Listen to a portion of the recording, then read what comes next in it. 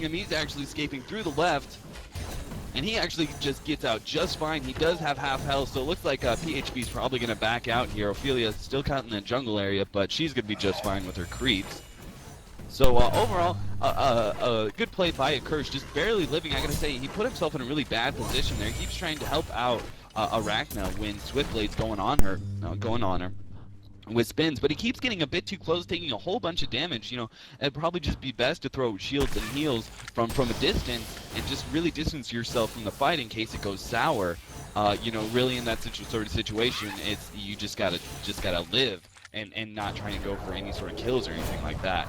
But we do see Curse trying to shield himself and get out of there, but Swiftblade just too strong with the spin. Plague Nuke coming in, doing so much damage. A single shield is not going to be, excuse me, not going to be enough to keep him alive. And Swift now level 6 along with Plague Rider. Action on top, I'm sorry, I completely missed that, guys. Arachna Slither actually coming up top and getting a kill on Soul Reaper, although it does look as though he actually gets the counter on Demented Shaman.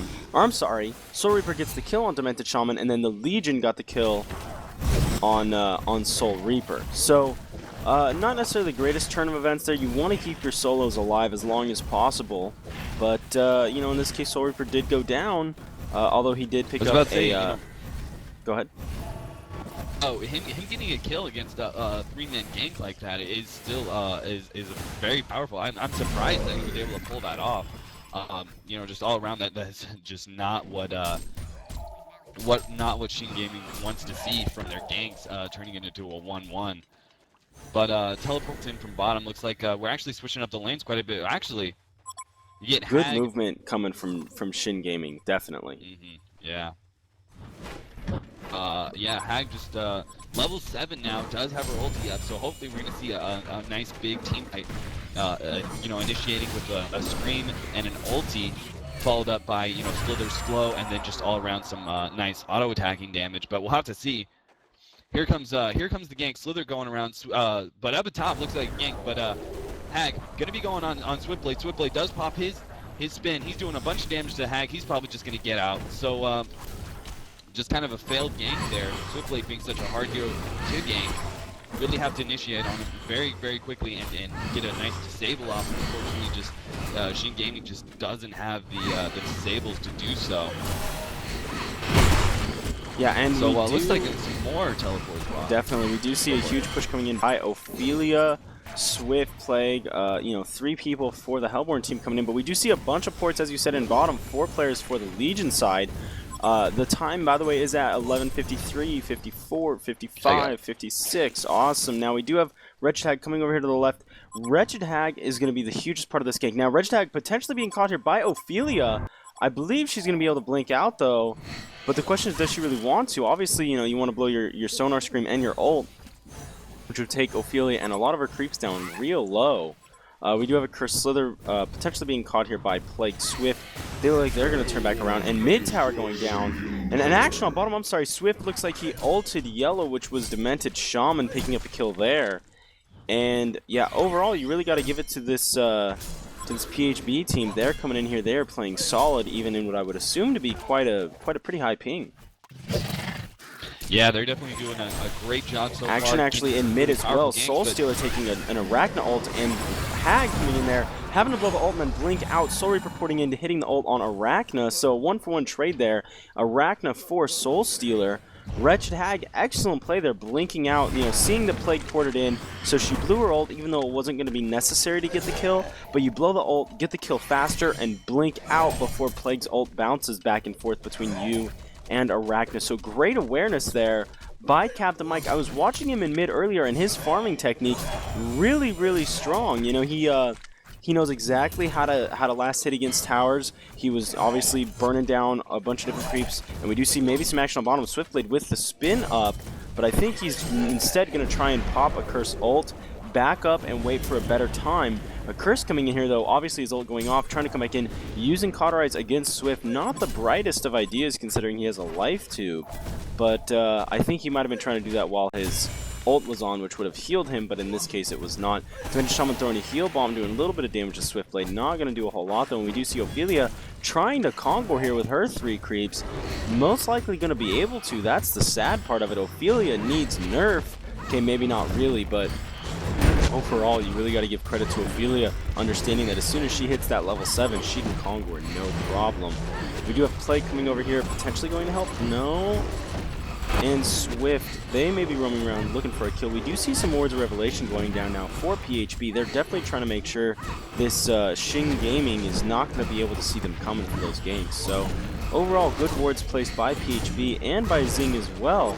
We do have Wretched Hag farming really far forward on top, which is something you can do considering you have a 6-second blink and you have, you know, 550 attack range, or is it 5? No, it's 550. So, you know, smart play by her, farming all the way past first tower, almost a second tower of Hellborns, and knowing she's just not in danger.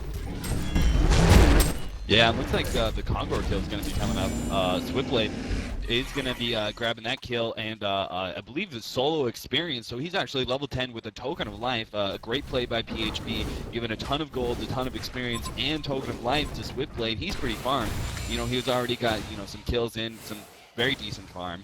But now, on top of that Conqueror kill, he's just going to be loving life right now. But he's actually chasing down Demented Shaman. He does have his ultis up, so he might pop that, even though Curse is right there with the shield. It might be a waste of, yeah, he's going to back out. I was about to say, he was looking to get a solo Demented Shaman kill real fast with that ulti, but unfortunately just couldn't get it. Yeah, he needs to be level 11 for that.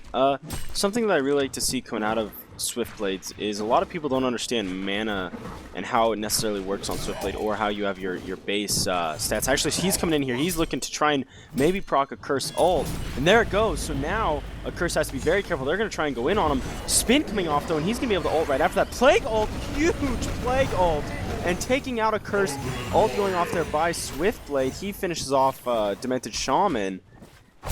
Wow, that was a great Plague ult and really bad positioning by both Demented Shaman and a Cursed. You know, in a sense, forcing a Cursed ult to go off is kind of like forcing an Uber in Team Fortress 2. For those of you that are tuning in that may also play TF2, but if you can force a Cursed ult, now he has to not only worry about keeping his teammates alive, but he has to worry about keeping himself alive. He can't heal himself, so all he gets is the shield, but if he puts it on himself, you know, that's 200 damage that is not mitigated on someone else. We do see some action on top. Sorber coming in, trying to pick off Wretched Hag, and it looks like Wretched Hag is going to be able to get out. A Curse porting in top, getting the heal off on him. And yet again, look at these fantastic wards coming out from PhB. You really got to give it to him. And Hag trying to come in here with the shield, blowing Sonar Scream, but probably going to get counter here. And it's not looking good. Ult going off, but Hag needs to be very careful. Ult completely countered by Ophelia pressing R.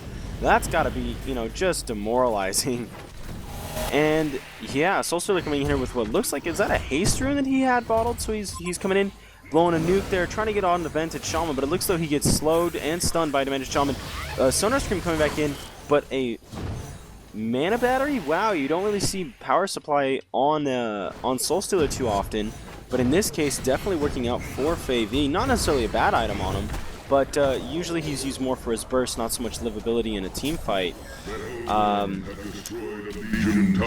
So, and we do see them actually chasing down a Curse. Nevertheless, because he doesn't necessarily have the longest of longevity, so to speak, power supply or mana battery in him, not also down at bottom, Swiftblade's actually chasing down Slither, but he doesn't actually get the kill, but tower kill on top. Cursed again, putting himself in a bad position. He's getting slowed. He pops a shield in order to stop the slope, and so he's going to get out, but still, that was very close. But again, at bottom, Slither actually in some trouble. Nuke going off by Plague Rider. Swiftblade popping his base boots. He's trying to chase him down. Slither's going to probably go down here. Just got to stay in range of a Plague Rider nuke. So it looks like Swiftblade's going to wander around. He's going to probably catch Slither very, very easily. He's going to pop a spin. He's going to go down. Just a prolonged chase here. Oh, he does. Demented Shaman gets a nice vines on Swiftblade, completely stopping him from chasing down that Slither. Nice play by Demented Shaman, saving his teammates. So all around great play. Really thought Slither was absolutely doomed there, but Demented Shaman have a nice positioning coming in, and all around saving Slither. All right, Cap, you seem to be a little bit behind.